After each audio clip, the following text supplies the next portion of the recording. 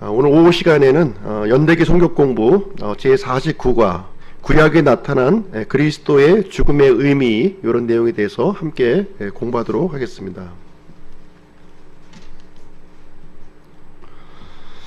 우리 사람은 이제 저마다 인생의 의미와 이제 목적을 가지고 이렇게 살아갑니다. 대부분의 사람들이 이제 시작과 끝은 이 자아, 영어로 이제 셀프에 이제 초점이 이제 맞춰져 있는데요. 자아 추구, 자아 성취, 자기 표현 이런 목적을 가지고 우리가 인생을 이제 살아가고 있습니다. 좀 거창한 말로 들리긴 하지만 나를 위해서 산다는 거예요. 나를 위해서. 그 내용을 살펴보면 나의 소유를 어떻게 하면 많이 늘릴 것인가, 그리고 나의 지위를 어떻게 하면 이렇게 높일 것인가, 그리고 쾌락이라는 표현보다도 이제 즐거움이 좋겠네요. 즐거움. 나의 즐거움을 위해서 인생을 이제 살아가고 있습니다. 저마다 인생을 이렇게 쭉 살아가고 있지만 인생의 막바지에 우리가 이르렀을 때에는 알맹이 없는 인생이라고 하는 사실을 가지고 인생의 허무함을 다 간직하고 있습니다. 젊었을 때의 시간과 노력을 다 낭비하면서 살았다고 하는 것을 이제 고백하게 되는 것인데요. 우리는 하나님이 없는 인생, 하나님이 없는 소유, 하나님이 없는 지위, 하나님이 없는 즐거움은 성경에서 아무 의미도 없다고 우리에게 말씀을 해주고 있는 것입니다. 우리 인생에 있어서 가장 중요한 의미는 무엇이냐면 바로 나를 존재케 해주신 그 하나님을 만날 때에 진정한 우리 삶의 의미와 목적을 발견할 수 있다. 성경은 우리에게 말씀을 해주고 있는 것입니다. 이 창조주 하나님 앞에서 나는 어떤 사람인가? 우리는 하나님의 이 창조물로 우리가 창조를 받았지만 지금 현재 인간의 모습은 단절된 죄인의 모습을 보여주고 있다는 거예요. 이 창조주 하나님과 이 단절되어서 우리는 죽음을 향해서 가고 있고 영원한 형벌을 향해서 이제 가고 있다는 것을 우리에게 말씀해주고 있습니다. 성경에서 시종일관 우리에게 알려주시고 있는 그 내용인데요. 그래서 구원자가 필요하다는 거예요. 우리 사람은 이 인생살이를 살아가면서 가장 중요한 것이 소유도 중요하고 지위도 중요하고 이런 인생이 주는 즐거움도 중요하지만 가장 중요한 것은 구원자가 필요하다는 것입니다.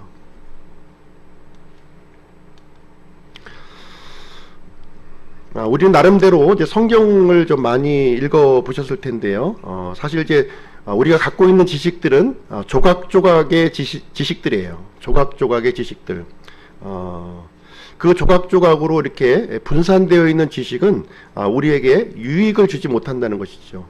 이 퍼즐이 복잡하게 이렇게 흩어져 있는 것, 흩어진 그 퍼즐의 조각을 하나하나 이렇게 우리가 잘 알고 있다 할지라도 이 퍼즐이 서로 연결되어 있다고 하는 사실을 우리가 알지 못하면 우리 중요한 문제를 우리가 이제 이해하지 못하고 있는 것입니다.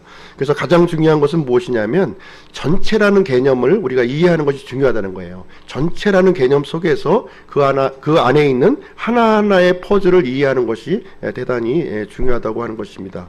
성경의 그 전체적인 개념은 하나님께서는 의로우신 하나님이시라는 거예요. 공의로우신 하나님이시다 하는 것을 얘기해주고 있고요. 우리 사람은 구원자를 필요로 하는 죄인이라는 하는 사실입니다. 그래서 하나님께서는 우리에게 이 복된 소식, 이 복음을 우리에게 계시해주고 계시는데 창세기부터 이 복음을 우리에게 알려주고 계시고 또 이 사복음서를 통해서 이 복음의 성취를 우리에게 기록을 해주고 있습니다. 성경은 처음부터 모든 진리를 한꺼번에 우리에게 알려주시는 것이 아니라 점진적인 계시를 통해서 이렇게 알려주고 있어요. 처음에는 이게 이 그림으로 비유한다면 이런 그 연필로 하는 그 스케치의 모습으로 이렇게 보여주시다가 점차적으로 점점 더 선명한 모습으로 이렇게 그림을 완성시켜 나가는 모습을 볼 수가 있습니다. 최종적으로 하나님께서는 이제 색깔까지 덧입혀서 이 분명한 그 메시지를 우리에게 알려주고 있습니다. 그래서 성경을 통해서 우리가 발견해야 될 것은 무엇이냐면 이 위대한 진리를 우리가 발견해야 된다고 하는 사실입니다. 복음을 깨닫는 이해가 이제 필요한 것이고요. 구원자 예수 그리스도를 발견하는 것이 굉장히 중요하다고 하는 사실입니다. 구원자 예수 그리스도를 올바르게 알게 되면 그분과 함께 더불어서 올바른 관계를 우리가 가질 수 있다고 하는 사실입니다. 많은 사람들이 구원자 예수 그리스도를 발견하고 알았다고 하지만 그분과의 이런 관계 부분에서는 대단히 소홀한 것이 사실입니다. 그래서 진정으로 구원자 예수 그리스도를 발견했는가 하는 부분에 대해서는 우리가 항상 의문점을 가져야 될 필요가 있습니다. 요한복음 17장 3절 말씀을 한번 펴보겠습니다. 요한복음 17장 3절.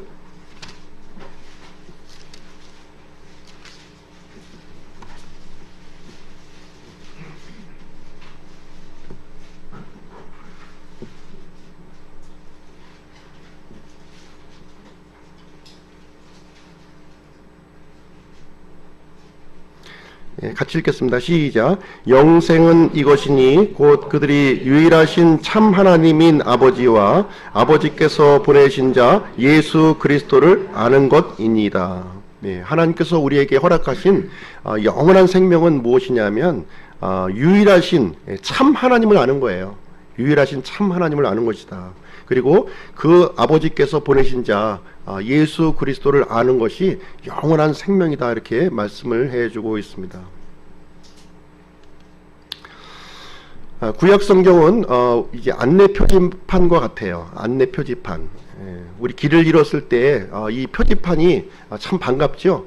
이 표지판을 통해서 우리가 가야 할 길을 우리가 이제 발견을 하게 되는 것입니다. 이사야서 53장 8절 말씀에 보시면 우리는 다 양 같아서 각기 제 길로 갔다 이렇게 기록을 하고 있어요.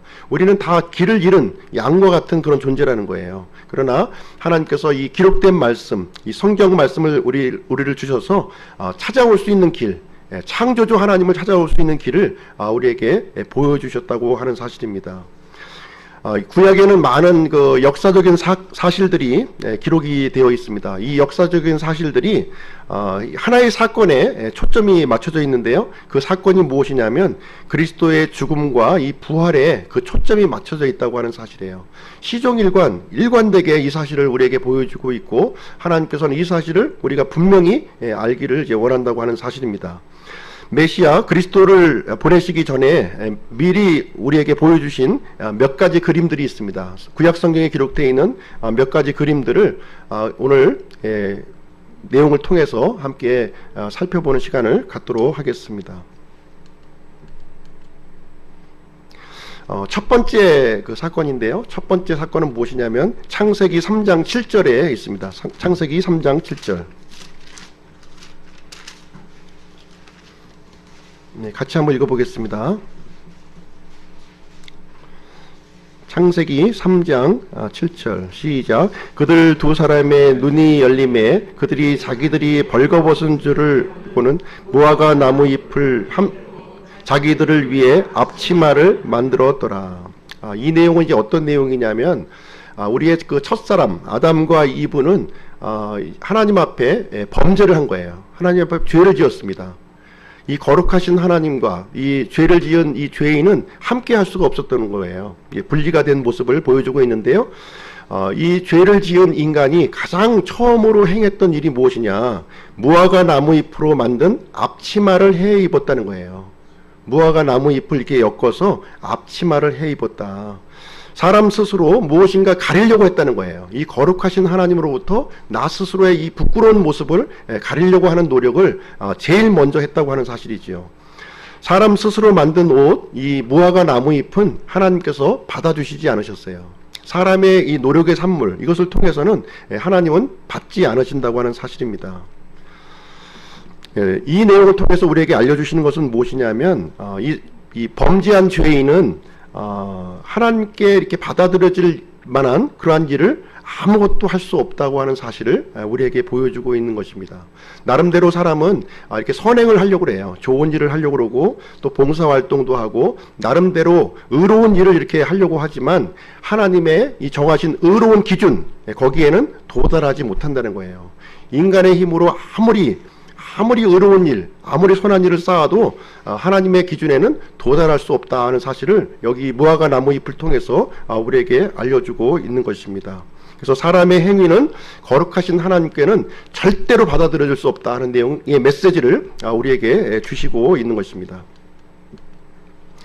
이와 같이 이제 그 아담과 이브 첫사람은 그 자신의 몸, 부끄러운 몸을 이렇게 무화과 나무 잎으로 이렇게 가렸어요. 이것은 금방 이제 잎이 시들면 이제 가릴 수가 없는 것이죠. 예, 가릴 수가 없는 것입니다.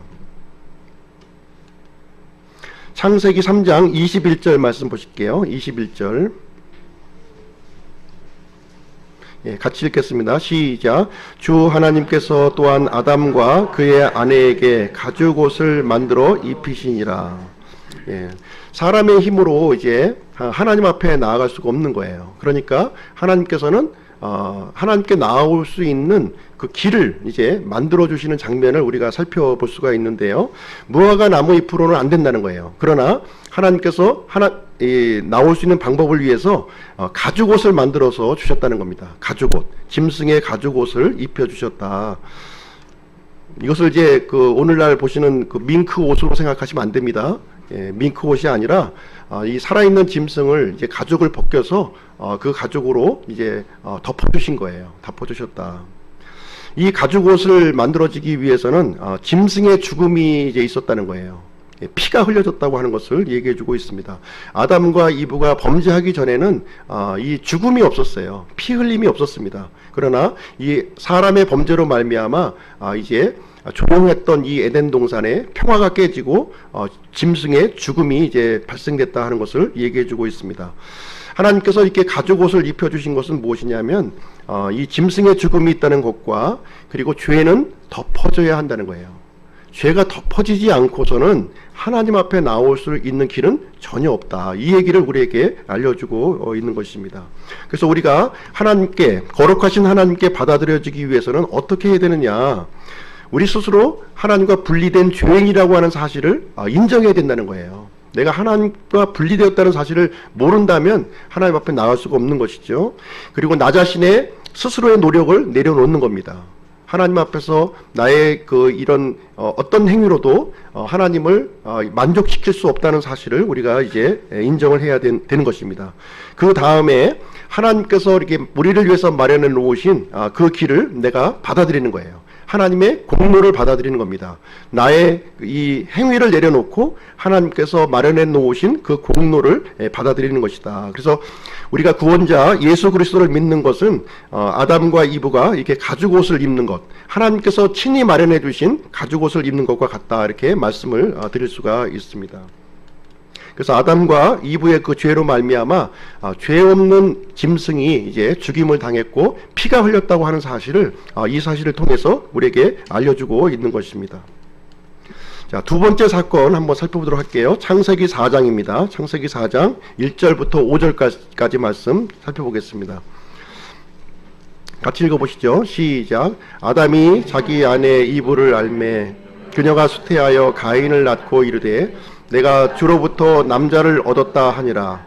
그녀가 다시 그의 동생 아벨을 낳았는데 아벨은 양을 지킨 자였습니다. 가인은 땅을 가는 자였더라. 시간이 흐른 뒤에 가인은 땅의 열매 중에서 주께 헌물을 가져왔고 아벨도 자기 양떼의 첫 새끼들과 그것들의 기름 중에서 가져왔는데 주께서 아벨과 그의 헌물에는 관심을 가지셨으나 가인과 그의 헌물에는 관심을 갖지 아니하셨으므로 가인이 몹시 분내고 그의 얼굴빛이 변하니라. 예, 두 번째 사건은 이제 무엇이냐면 가인과 아벨의 이제 희생 헌물에 대한 내용이 이제 기록이 되어 있습니다. 이 가인과 아벨의 헌물 중에서 하나님께서는 누구의 헌물을 받아주셨는가 이렇게 보니까 하나님께서는 가인의 헌물은 받지 아니하시고 아벨과 아벨의 헌물은 받아주셨다 이렇게 기록을 하고 있습니다. 그 이유를 살펴보니까 가인과 가인의 헌물을 거절하셨는데요. 그것은 가인은 자신의 생각, 자신의 방법으로 하나님 앞에 나아갔다는 거예요. 하나님께서 명하신 대로 나가야 되는데 하나님께서 명하신 방법이 아니라 자신의 방법, 자신의 그 생각을 가지고 하나님 앞에 나아갔다는 것입니다. 그래서 하나님께서는 그 헌물을 이제 거절하셨다고 이제 기록하고 있는 것이고요. 반면에 아벨과 아벨의 헌물을 이제 받아 주셨습니다. 이 내용은 무엇이냐면 아벨은 합당한 헌물을 가지고 이제 나아갔다는 거예요. 하나님께서 명하신 하나님의 명령대로 그 헌물을 갖고 나아갔다 이렇게 기록하고 있습니다. 특별히 이제 짐승의 피를 이제 가지고 이제 나아갔는데요. 이 내용은 무엇이냐면 바로 대속의 피예요. 이 거룩하신 하나님 앞에 나아가기 위해서는 뭔가 내 대신 이 피가 흘려져야 된다는 거예요. 내가 죽어야 하는데 거룩하신 하나님 앞에 나아가기 위해서는 내가 죽어야 되는데 내가 죽을 수 없으니까 누군가 대신 짐승의 피가 대신 내 대신 흘려진 것을 가지고 하나님 앞에 나아갔다 이렇게 기록을 하고 있는 것입니다. 이 내용은 무엇이냐면 온 세상 사람들을 위해서 예수님께서 우리의 피를 흘려주셨고 우리가 하나님 앞에 이 시대에 나아갈 수 있는 것은 무엇이냐면 내 대신 흘리신 대속의 피를 흘리신 예수님의 피를 들고 나아갈 때만이 하나님께서 받아주신다 이 얘기를 해주고 있는 거예요. 그래서 가인은 이 믿음으로 나아가지 않은 거예요. 하나님의 말씀을 믿지 않고 불신을 가지고 나갔고요. 자신의 생각과 자신의 노력을 가지고 나갔던 것이고 아벨은 믿음을 가지고 나간 거예요. 하나님의 말씀에 대한 믿음을 가지고 나아갔고 합당한 헌물, 대속의 헌물을 가지고 나아갔기 때문에 하나님께서 받아주셨다는 내용을 여기서 우리에게 알려주고 있는 것입니다. 요한복음 1장 29절 말씀에 보시면 침례 요한이 이제 사람의 몸을 입고 오신 예수님을 바라보고 이제 한 말이 있는데요. 보라 세상 죄를 제거하시는 하나님의 어린 양을 보라 이렇게 기록을 하고 있는 거예요. 세상 죄를 지고 가시는 하나님의 어린 양이 아니라 세상 죄를 제거하시는 하나님의 어린 양을 보라. 그래서 이 하나님의 아들 예수 그리스도께서는 이 땅의 죄를 제거하시기 위해서 이 땅에 오셨다 하는 것을 우리에게 알려주고 있는 것입니다. 이와 같이 이 가인이 하나님 앞에 드린 헌물이 나쁜 것은 아니었어요. 나름대로 정성을 가지고 최대한 그 최상품의 아마 이런 땅의 소산물을 가지고 하나님 앞에 드렸을 것입니다. 반면에 아벨은 이 대속의 피, 짐승의 대속의 피를 가지고 이 거룩하신 하나님 앞에 나아가기 위해서는 내가 죽어야 되는데 내 대신 이 짐승의 죽음을 가지고 하나님 앞에 나아갑니다 하는 이 믿음을 가지고 나아갔다고 하는 사실입니다. 하나님께서는 인간의 선행 이런 이 어떤 행위를 받아주시는 것이 아니라 하나님의 방법대로 나올 때 하나님은 받아주신다는 거예요. 이 내용을 우리에게 두 번째 사건을 통해서 우리에게 알려주시는 그림이 되겠습니다.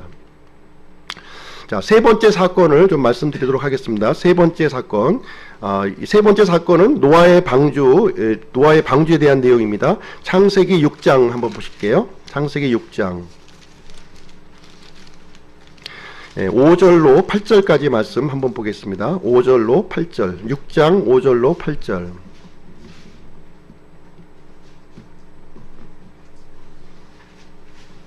같이 읽겠습니다. 시작. 하나님께서 사람의 사악함이 땅에서 크고 또 그의 마음에서 생각하여 상상하는 모든 것이 항상 악할 뿐임을 보시고 주께서 땅 위에 사람을 만드신 것으로 인해 슬퍼하시며 또 그것으로 인해 마음에 근심하시고 주께서 이르시되 내가 창조한 사람을 지면에서 멸하되 사람과 짐승과 기는 것과 공중의 날짐승까지 다 그리하리니 이는 내가 그들을 만든 것으로 인해 슬퍼하기 때문이라 하시니라. 세월이 이제 많이 흘러갔습니다. 이 지상에는 굉장히 많은 사람들로 이렇게 번성하게 되었다 이렇게 기록을 하고 있는데요. 이 노아 시대 당시의 사람들은 어떤 방식으로 살았는가 하는 내용을 살펴보니까 이 하나님 앞에 극심한 범죄를 저질렀다 이렇게 얘기를 해주고 있어요. 하나님과 분리된 이 사람의 모습은 이 죄를 짓고 이 극심한 타락에 지금 이제 있다고 하는 사실을 우리에게 보여주고 있습니다. 그래서 이 사람들을 향해서 하나님께서는 심판을 이제 말씀하셨습니다. 이 사람들 사람의 죄악이 너무나도 커서 하늘에까지 닿은 거예요. 그래서 그 죄를 보시고 이 사람들을 이 지면에서 다 멸망시켜야 되겠다 이렇게 선포를 하였습니다. 그 당시에 이제 노아라고 하는 사람을 통해서 이 심판을 경고했지만 사람들은 끝까지 이 거부했다고 이제 기록을 하고 있습니다. 하나님께서 이제 이 세상을 심판하기로 작정하셨는데 그러면 믿지 않는 사람과 믿는 사람들을 이제 어떻게 할 거냐 하는 문제가 생기는 거예요. 예. 그럼 믿는 사람에 대해서는 어떻게 할 것이냐? 하나님의 약속을 믿는 사람들도 이렇게 같이 멸망을 시키시는가 하는 부분이 이제 아마 의문이 이제 될 것입니다. 이때 하나님께서는 노아를 통해서 이 방주를 짓도록 이렇게 명령을 해 주십니다. 방주를 짓는 면이 이제 우리에게 기록되어 있고요. 하나님께서 노아에게 열심히 연구해서 한번 방주를 한번 지어봐라 이렇게 말씀하신 것이 아니라 이 방주를 지을 수 있는 정확한 이 시방서를 노아에게 주었습니다. 그리고 노아는 하나님께서 말씀하신 그대로 그 방주를 설계하고 제작을 하는 일을 진행하게 되었습니다. 하나님께서는 이제 심판에서 구원받을 수 있는 이 방법으로서 단 하나의 방주를 허락하셨다 이렇게 말씀을 해주고 있는 거예요. 방주에 들어갈 수 있는 문도 단 하나였죠. 그렇죠? 방주에 하나밖에 없는 이 문을 통해서 방주 안으로 들어간 사람들에게는 심판으로부터 안전하도록 이렇게 만들어 주셨고요. 그러나 이 길로 들어오기를 거부하는 사람들, 끝까지 거부하는 사람들은 하나님의 심판을 받을 수 없다 이렇게 말씀을 해주셨습니다. 노아 시대 당시의 사람들은 하나님께서 마련해 주신 이 길, 구원의 방주 안에 들어오기를 끝까지 거부했다고 하는 내용을 여기에서 기록을 해주고 있습니다.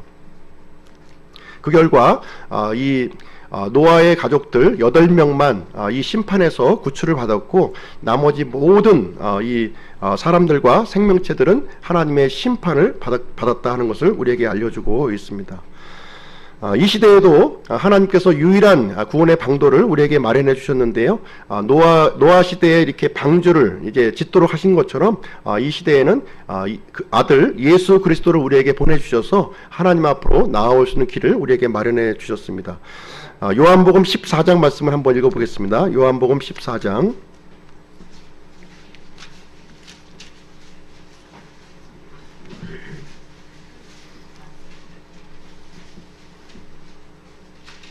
요한복음 14장 6절 다 같이 읽겠습니다. 시작. 예수님께서 그에게 이르시되 내가 곧 길이요 진리요 생명이니 나를 통하지 않고는 아무도 아버지께로 오지 못하느니라. 노아 시대에는 이 노아의 방주를 통해서 하나님의 심판을 면할 수 있는 유일한 길을 우리에게 허락해 주셨고요. 이 시대에는 아들 예수 그리스도를 통해서 하나님 앞에 올 수 있는 그러한 길을 우리에게 마련해 주셨습니다. 이것은 이제 미국 켄터키주 윌리엄스타운의 이제 테마파크인데요. 아크 인카운터라고 하는 이제 테마파크예요. 공원인데요. 이 방주를 이제 성경에 기록된 대로 그 치수대로 그대로 이제 실제 모습을 이렇게 재현한 그런 이 박물관이 되겠습니다. 이 방주를 통해서 이 단 하나의 문을 통해서 당시에 이 하나님을 믿고 의지하는 사람들을 구원해 주셨고 방주 밖에 있는 모든 사람들을 심판으로 멸망이 당하는 그러한 일이 생겼습니다.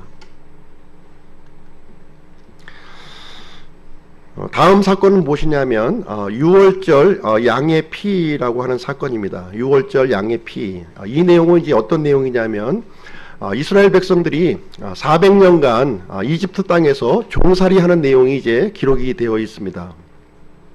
때가 되어서 하나님께서는 이 이스라엘 백성들을 이집트 땅에서 이제 구출을 하시는 장면이 나오는데요. 이집트 땅에 10가지 재앙의 심판을 여기서 이제 보내시게 됩니다. 그때 마지막 10번째 재앙이 무엇이냐면 바로 이제 죽음의 천사가 이제 지나간다는 거예요. 장자들을 이제 죽음에 이르도록 하는 그러한 심판이 이제 되겠습니다. 이것은 이집트는 수많은 신들을 이제 섬기고 있었죠. 수많은 신들을 섬겼는데 그 중에서 가장 강력한 신, 태양신 라에 대한 심판이 이제 이루어지게 되겠습니다. 이 심판을 이제 계기로 해서 이 파라오는 이스라엘 백성들을 이제 이집트 땅에서 내보내는 일이 이제 발생을 하게 되었는데요. 이 마지막 재앙이 무엇이냐면 이집트 안에 살고 있는 모든 장자들에 대한 심판이에요. 모든 장자들, 동물부터 시작을 해서 이스라엘 사람이든 이집트 사람이든 모든 장자가 죽음이 선포가 되는 그러한 심판을 하나님께서 내렸습니다. 그래서 이집트 땅에 있는 모든 장자는 이제 죽어야 할 위기에 이제 처하게 되었다. 이때 하나님께서는 피할 길을 또 마련해 주셨다는 거예요. 피할 길. 이 죽음의 심판에서, 이 재앙의 심판에서 피할 길을 마련해 주셨는데 바로 그 피할 길이 유월절 양의 피라고 우리에게 말씀을 해주고 있습니다. 하나님께서 우리에게 주신 이스라엘 백성에게 허락하신 피할 길에 대해서 잠깐 이제 말씀을 드리도록 하겠습니다. 피할 길. 첫 번째로 흠없는 양이 이제 있어야 하는 거예요. 흠없는 양. 흠없는 양인데요. 흠없는 1년 된 순양을 이제 준비하도록 이렇게 지시를 하셨습니다. 두 번째로는 그 준비한 양을 죽여야 했습니다. 그 양을 죽여야 했어요. 다시 말하자면 이 장자, 죽어야 될 이 장자가 이제 심판에서 면하기 위해서는 장자 대신 그 양이 대신 죽어야 했다 하는 사실을 우리에게 얘기해 주고 있습니다. 그 양은 피가 흘려져서 죽어야 했다는 거예요. 피가 흘려져서 목에 매어서 죽는 방법도 여러 가지가 있죠. 죽이는 방법도 이 목을 졸라서 죽이는 방법도 있고 뭐 두들겨 패서 이렇게 죽이는 방법도 있을 텐데 피가 흘려져서 죽여야 한다는 것을 구체적으로 명시를 해 주셨습니다. 하나님께서는 이 방법 외에는 구출받을 다른 길이 없다 이렇게 우리에게 말씀을 해 주셨습니다. 세 번째는 이 양의 피를 가지고 문에 뿌려야 했습니다. 문에 뿌려야 했다는 거예요. 그냥 양만 죽여서는 안 되었고요. 그 양을 자신의 살고 있는 그 문에 뿌려야 했다 이렇게 얘기를 해주고 있습니다. 예수님께서는 온 세상 사람들의 죄를 위해서 십자가에서 죽으셨습니다. 죽으셨는데 그 예수님의 이 죽음을 개인적으로 내가 받아들이지 않으면 아무 소용이 없다는 거예요.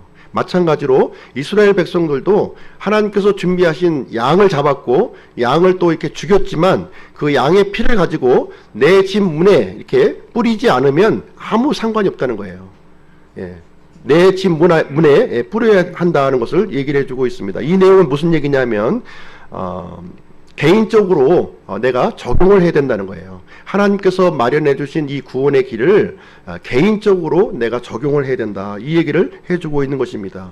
그래서 예수님의 죽음을 나의 죽음으로 받아들여야 된다는 거예요. 이 양의 죽음을 나의 죽음으로 받아들여야 된다는 것입니다. 개인적으로. 이것이 굉장히 중요한 내용이 되겠습니다. 예수님께서 온 세상의 사람들을 위해서 죽으셨습니다. 그래서 모든 사람들이 하나님 앞으로 나아갈 수 있는 길이 열린 거예요. 그것으로 내가 구원받는 게 아니라는 겁니다. 그것을 내가 지식적으로 안다고 해서 구원받는 것이 아니라 예수님께서 흘리신 그 피를 나의 피로, 나의 죽음으로 받아들일 때에 그때 하나님께서 나에게 생명을 주신다고 하는 말씀이 이제 되겠습니다. 그래서 이스라엘 백성들은 양을 준비하고 양을 죽였을 뿐만 아니라 그 양을 자기 집 문에 설주와 임방에 이렇게 발랐다고 이렇게 얘기를 해주고 있는 것입니다.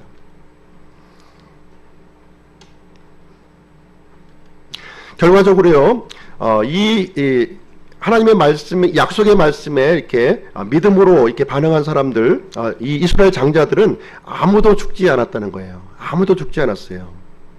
하나님께서는 자신이 하신 말씀은 반드시 지키시는 분입니다. 그래서 양의 피가 있는 집은 넘어가신다고 말씀하셨고요. 양의 피가 없는 집에는 하나님의 재앙의 심판이 거기에 임했다고 이렇게 기록을 하고 있습니다. 그래서 이집트 땅에 있는 모든 장자들, 짐승부터 시작해서 파라오 집안에 있는 이 왕세자까지 하나님의 심판의 대상이 되었다 이렇게 기록을 하고 있습니다.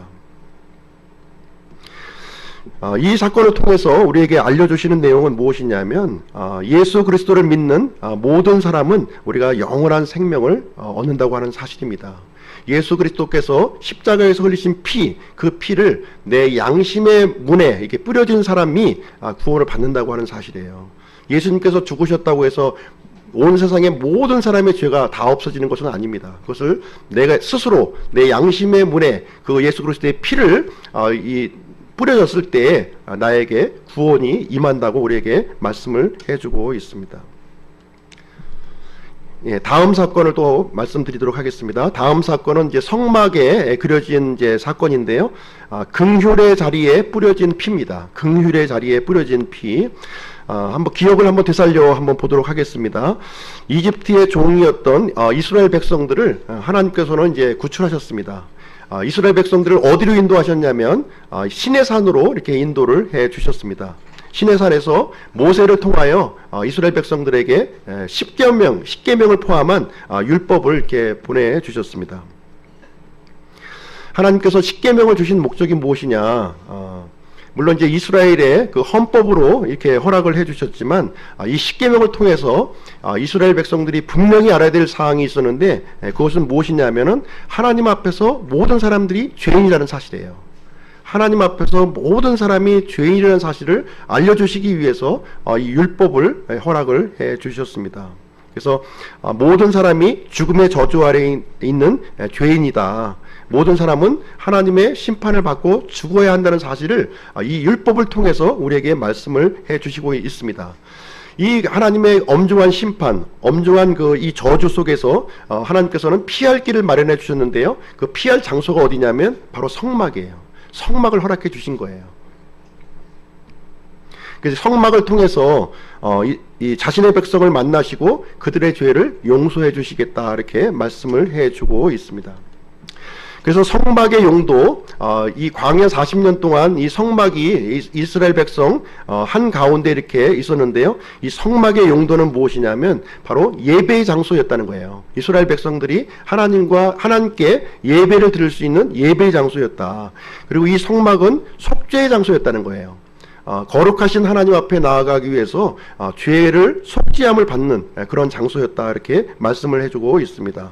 세 번째는 계시의 장소였다는 거예요. 계시의 장소.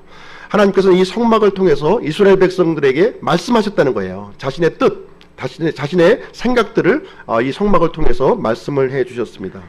또 이 성막은 사람의 모형을 우리에게 보여주고 있습니다. 사람의 모형. 사람은 영과 혼과 육을 가진 존재죠. 영과 혼과 몸을 가진 이런 존재입니다. 이 겉부분에는 이제 몸이 있고요.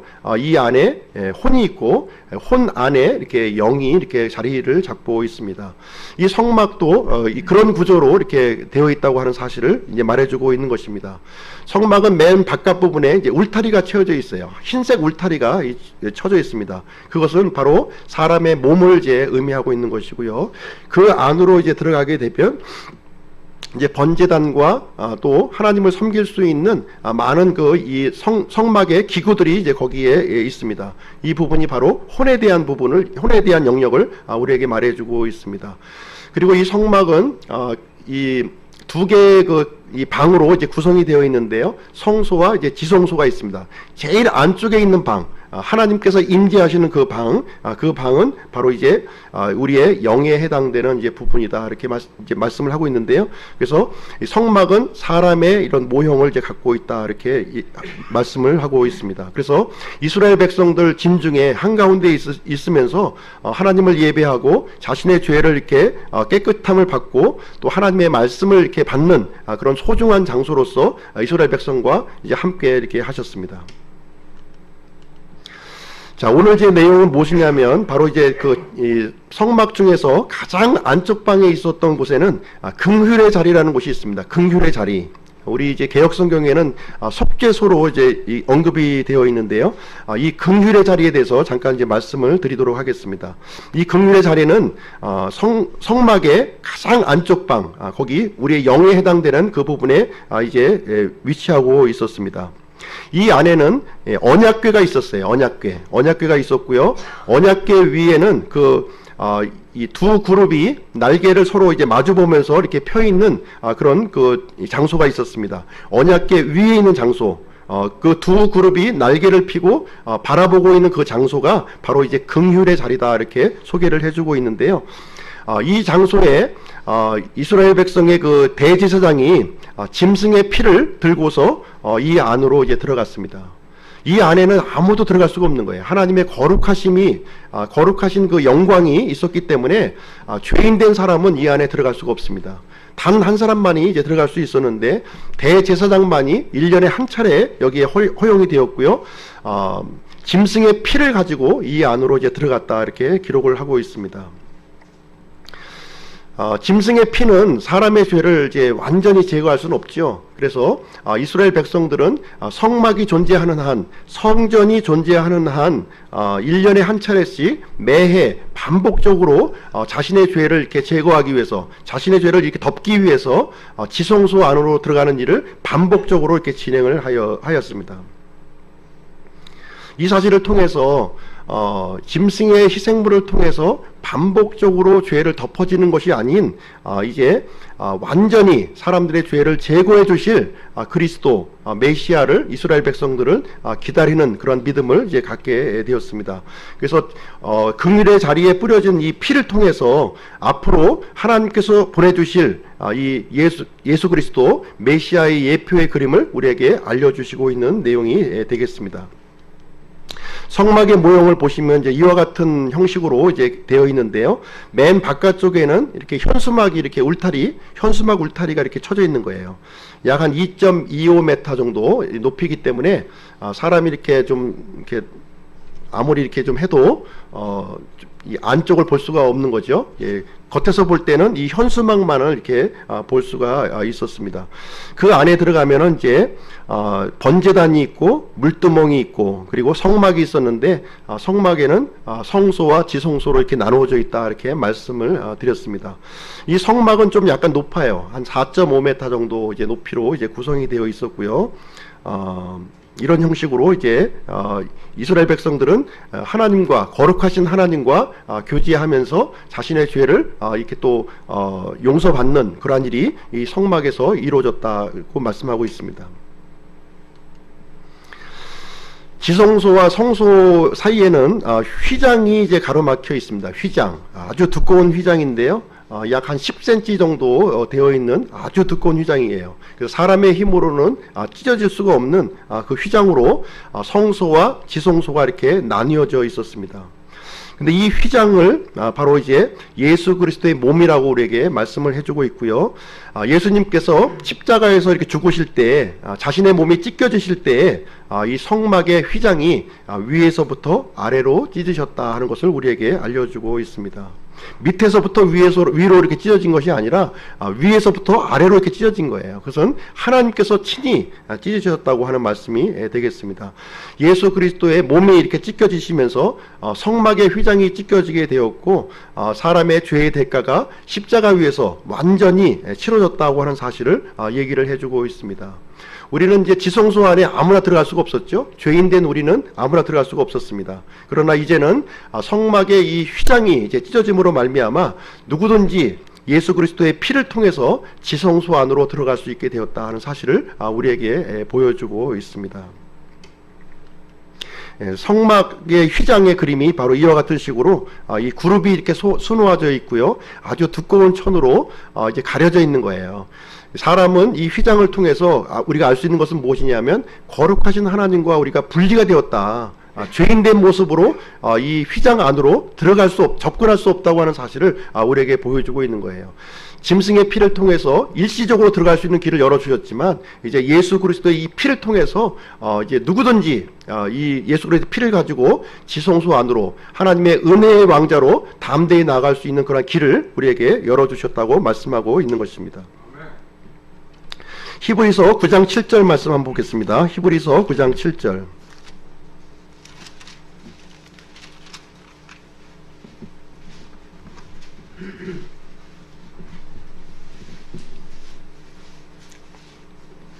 (338쪽이고요) 9장 7절 같이 읽겠습니다. 시작. 둘째 성막에는 대제사장이 홀로 해마다 한 번 들어가되 자기와 백성의 잘못으로 인해 자기가 드리는 피 없이는 들어가지 아니하였으니. 예, 그리고 10장 1절부터 10절까지 보겠습니다. 10장 1절부터 10절까지 예, 한 절씩 교독하도록 할게요. 제가 1절 읽겠습니다. 율법은 다가올 좋은 일들의 그림자는 가지고 있으나 그 일들의 형상 그 자체는 아니므로 그들이 해마다 계속해서 드린 그런 희생물들로는 거기로 나아오는 자들을 결코 완전하게 할 수 없느니라.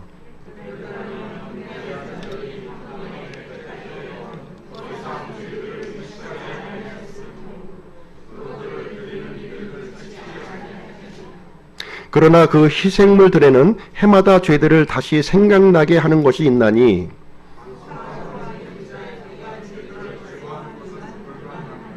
그러므로 그분께서 세상에 들어오실 때에 이르시되 희생물과 헌물은 주께서 원치 아니하시고 오직 나를 위하여 한 몸을 예비하셨나이다.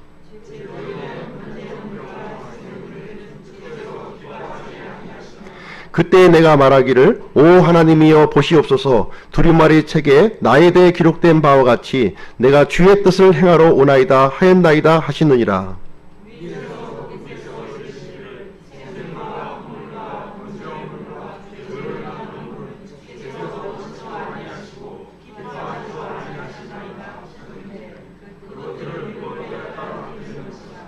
그 뒤에 그분께서 이르시기를 오 하나님이여 보시옵소서 내가 주의 뜻을 행하러 오나이다 하셨으니 그분께서 첫째 것을 제거하심은 둘째 것을 세우려 하심이라.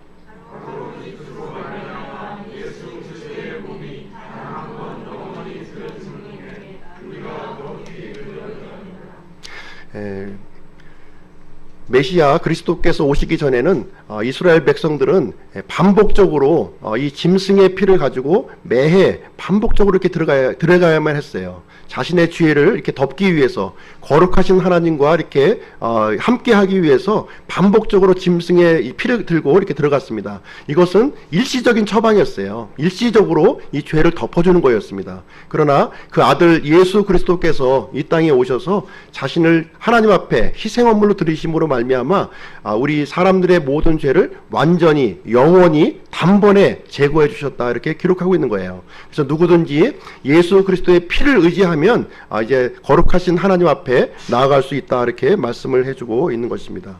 이 사실을 이제 약속대로 이제 오신 거죠. 메시아께서 약속대로 이스라엘 땅에 이렇게 오셔서 약속대로 구약에 기록된 모든 내용을 성취자로서 이제 오셨지만 유대인들은 이 사실을 보고도 그리스도를 거부했다 이렇게 기록하고 있는 거예요. 이 분명하게 하나님께서 분명하게 알려주신 이 내용에 대해서 이스라엘 백성들은 받아들이지 아니하고 이 메시아를 그리스도를 거부했다고 이렇게 기록을 하고 있습니다.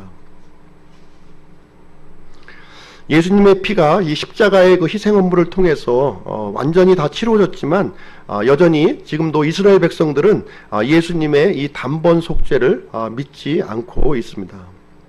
오늘날의 사람들도 이제 똑같은 그 어리석음을 이제 반복하고 있는데요.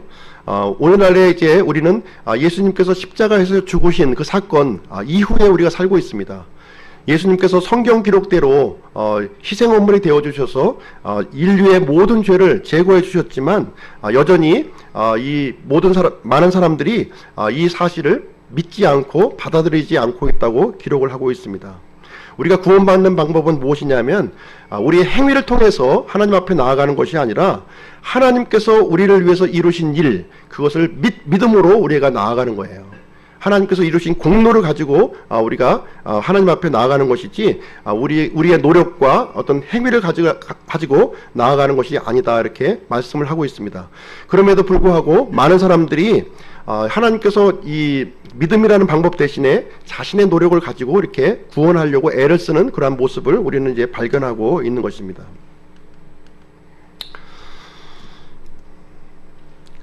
십자가를 이제 기준으로 해서요. 그 십자가 이전에 이제 살고 있었던 사람들이 있고, 십자가 이후에 이제 살고 있었던 사람들이 있습니다. 우리는 어느 쪽을 선택을 이제 하겠는가 하는 것입니다.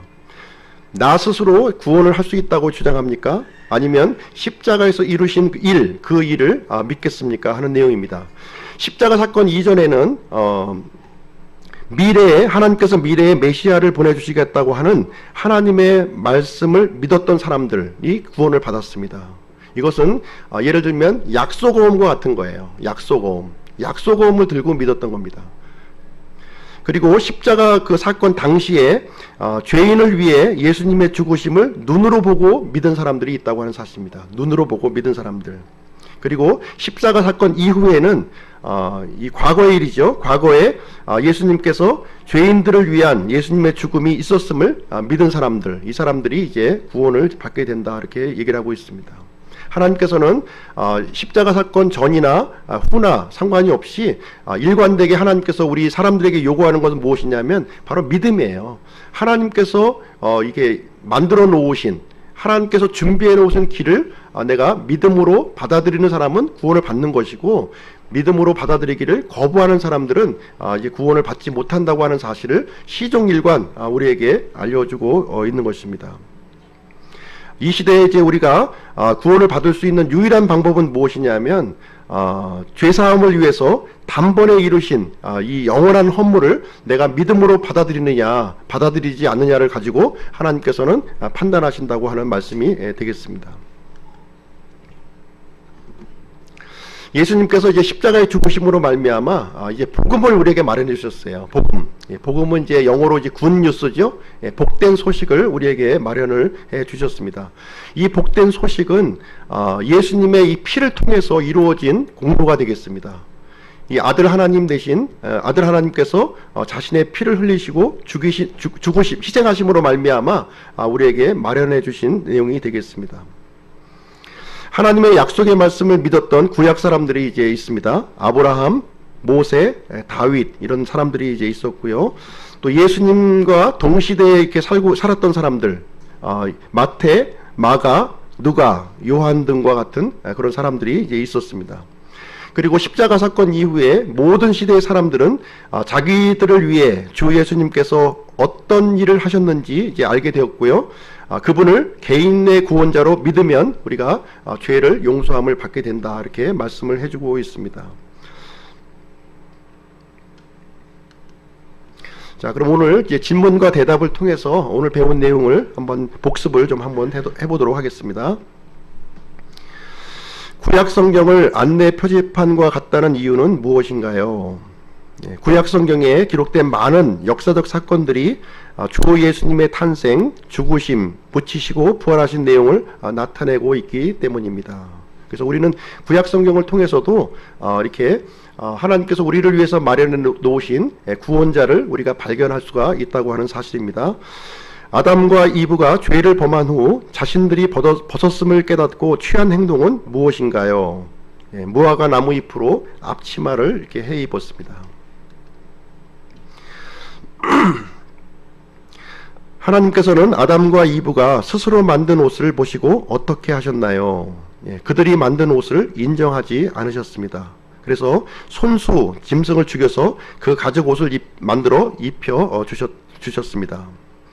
이 사건을 통해 무엇이 생각나는가요? 아담과 이브에게 가죽 옷을 입혀 주셨듯이 하나님께서는 그 아들 예수 그리스도를 보내주셨다. 그 아들을 우리 대신 죽게 하심으로 예수님 안에서 우리를 받아들여지도록 이렇게 하셨다고 하는 사실입니다.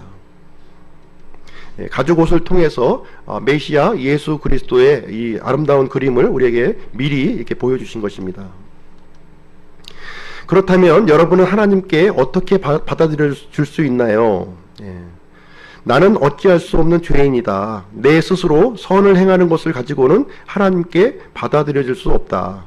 오직 주 예수님을 믿는 것, 하나님의 피로 나의 죄값이 완전히 지불되었음을 믿는 것을 통해서 내가 하나님께 받아들일 수가 있는 것입니다. 하나님은 왜 가인과 그가 가져온 헌물을 거절하셨나요?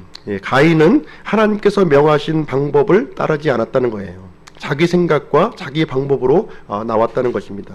오늘날 많은 사람들도 이 하나님의 방법대로 하나님 앞에 나오는 것이 아니라 자신의 생각, 자신의 방법으로 하나님께 나오는 사람들이 대단히 많이 있는데요. 이런 사람들을 가인과 같은 사람이라고 이제 말씀을 해주고 있는 것입니다. 침례 요한은 예수님을 향해 무엇이라고 말했나요? 세상 죄를 제거하시는 하나님의 어린 양을 보라, 이렇게 말씀을 했습니다.